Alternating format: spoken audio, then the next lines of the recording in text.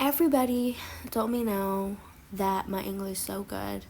And yeah, it actually really depends on how my brain works. If there's so much going on, I probably cannot speak English very fluently. But why do I want to talk about it? Because it doesn't matter. It's universal language. Got it.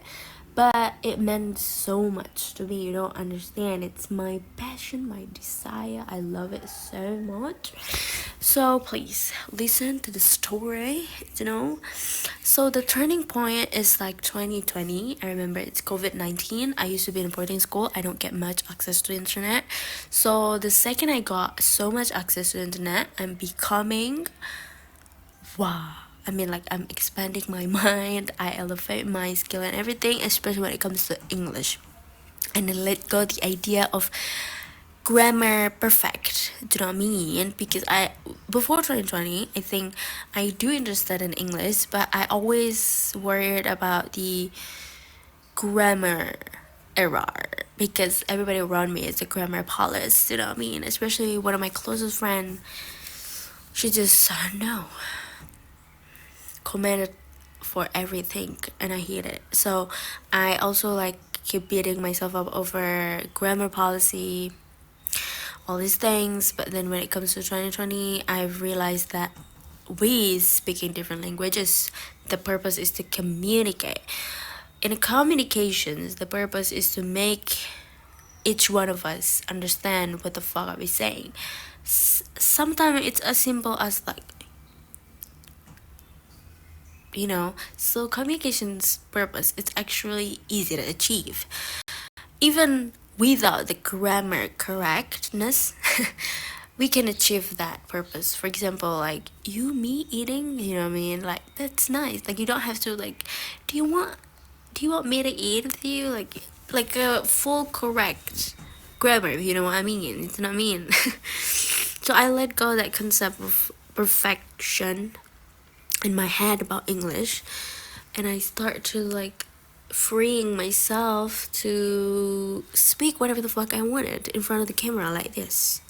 Like I've been doing it since 2020. I've got plenty videos of me talking to cameras a lot, and that's how I improve my speaking skill.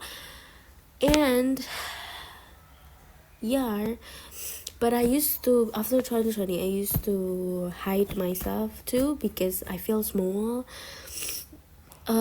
Because I think I've announced everybody that I am so obsessed with One Directions, how I am obsessed with Western pop culture. They probably get an expectation in their head that I'm gonna be so good at English, but then I got remedial in English.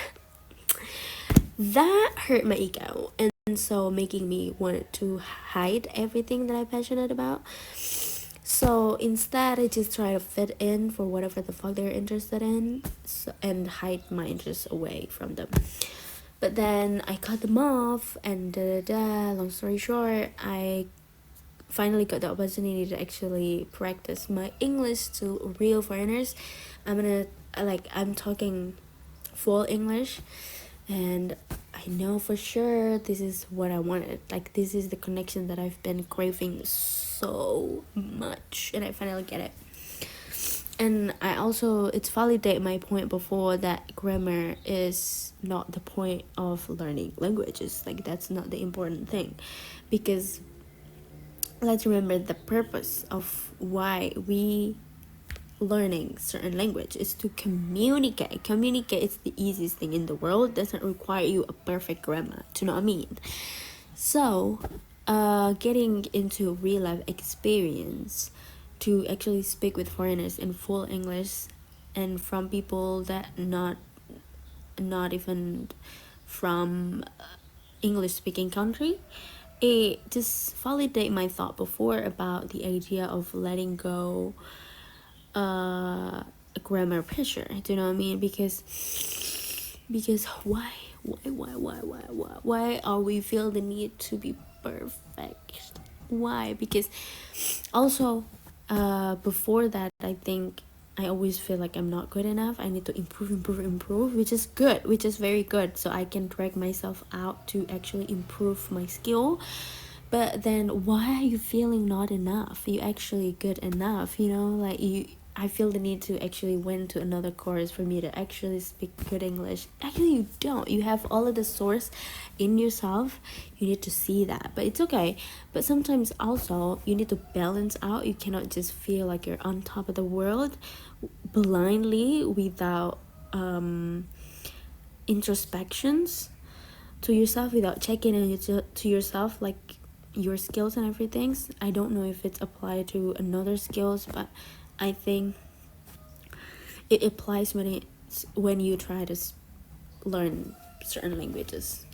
And I'm also a language student. Actually, I study French literature, and one of my lecturer gonna make us feel stupid and idiot every time we make mistake, and I know that's wrong because I've been there than that, you know what I mean? Like, I think the biggest thing that gonna holding you back is when somebody try to make you feel small and you let that slide into your head because you're gonna think the same, you know. So that this lecturer gonna tell each one of their students, if they make mistake, you're stupid, you're idiot, and that makes them feel small. And so they're gonna be afraid of trying, of more practice with the real life situations, because they don't feel like they're good enough, because all of this thing. But that's not true, you know. If you're learning, you're gonna go from 0 to 10, and it's a long journey to go and to be in the one journey. I mean, like 1 until 0, and if you're in 1, it's alright, it's still a fucking progress, even though just like jumping into 1, you know what I mean? And so don't let it slide into your brain. If you got like lecture that way, that's not true. Even if your accent's not perfect, I don't care, fucking go for it. But also you need to balance it out, you know. You need to have a deep reflection on something that you need to improve, so you're not blindly just talking everything and talking proudly when the context is like, I don't know, going everywhere, you know what I mean? So you're not also too narcissistic, too arrogant to fix, you know what I mean? So I think it's balanced out. Now I had so many journeys that people probably underestimated me, or that I think I probably the one who underestimate myself. Now I get to the point where I'm very confident. I got multiple experience, multiple friends across the globe, and it has been the best thing ever, and an evidence to myself that yeah, that's actually the reasons why you speak English. And now everybody told me, wow, how do you speak so good at English, bitch? Let me tell you this exact way. Why my English so good? I get so much patience. I probably more have a patience than you do. That's why. Are you off